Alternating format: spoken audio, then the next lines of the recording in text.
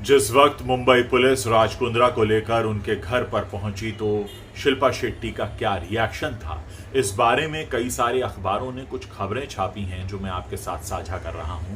कुछ अखबारों ने दावा किया है कि शिल्पा शेट्टी राज कुंद्रा को देखते ही भड़क गईं।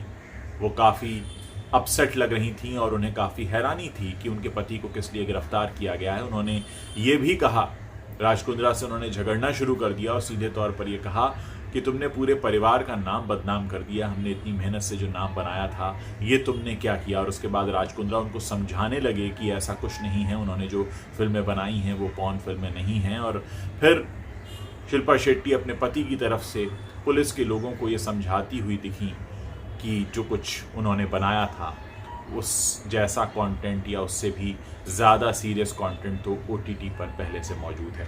ये तमाम तरह की खबरें अखबारों में छपी हैं, लेकिन यहाँ मैं आपसे ये बात क्यों कर रहा हूँ, इस बात को करने का मेरा जो मकसद है वो ये कि अगर ये सब सच है जो अखबारों में छपा है और शिल्पा शेट्टी ने ये कहा कि जिस तरह का कंटेंट बना और OTT पर तो और भी सीरियस कंटेंट है और तमाम तरह की बातें, यहाँ एक बात ये समझनी होगी कि OTT पर जो कंटेंट आ रहा है या हमारे आसपास जिस तरीके का कंटेंट इजीली अवेलेबल है उसके लिए जिम्मेदार कौन है। एक तरह का कंटेंट आता है, फिर दूसरे को उससे इंस्पिरेशन मिल जाती है कि अगर ये बना सकते हैं तो मैं भी, और फिर एक एक करके स्तर गिरता चला जाता है।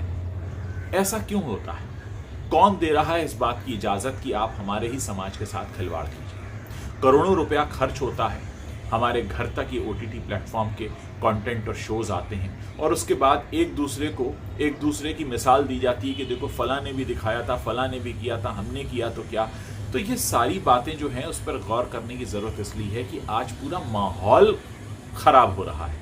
अगर हमारे ही सिस्टम में से एक व्यक्ति उठकर ये कहता है कि आपने मुझ पर उंगली क्यों उठाई, फला भी तो कर रहा है, इसका मतलब ये है कि कहीं ना कहीं पूरा माहौल ख़राब है। एक माहौल बदलने की कोशिश है, उस माहौल में इस बात को बहुत नॉर्मलाइज करने की कोशिश हो रही है कि हाँ ये तो सब करते हैं, ये तो होता ही है, देखो उसने भी किया था, मैंने भी किया और सब करते हैं। तो ये जो तमाम तरह की बातें हैं वो इसलिए हो रही हैं कि बहुत से लोगों को इस तरह के मौके मिले हैं कि वो ऐसा कंटेंट खुलेआम बनाएं, और अगर 4 लोग बनाते हैं तो 40 लोग उससे सीख लेते हैं, और फिर 40 लोग बनाते हैं तो फिर वो मामला 400, 500, 1000 लोगों तक जाता है और फिर सब एक दूसरे के बारे में यही कहते हैं कि फला भी तो कर रहा है, हमने कर लिया तो आपने ऐसा क्यों कहा। तो हमें एक बात मिलकर समझनी होगी, यहाँ मामला सिर्फ एक केस का नहीं, यहाँ मामला पूरे माहौल का, पूरी इंडस्ट्री का है। पूरा जो एक पिक्चर क्रिएट किया गया है उसको समझने की ज़रूरत है और एक एक करके उसमें बदलाव लाने की ज़रूरत है, क्योंकि ये समाज हमारा है,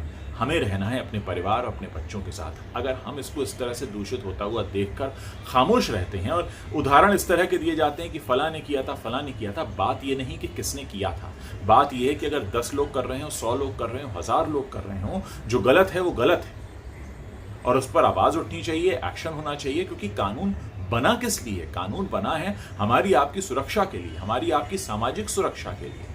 आज इतनी तरह के अपराध महिलाओं के साथ होते हैं और हम इस पर अगर अंकुश नहीं लगा सकते तो फिर हम उन कानून का क्या करेंगे, उन सारी बातों का क्या करेंगे। और इसमें कहीं ना कहीं हमारी जिम्मेदारी भी बनती है कि हम सब भी इस बारे में बात करें ताकि एक समाज को दिशा मिले, समझने में मदद हो कि क्या हो रहा है और ये जो हो रहा है उसको इतना नॉर्मल बनाकर क्यों पेश किया जाता है। बहरहाल आज दिन बड़ा है और बहुत सारी खबरों पर नज़र रहेगी।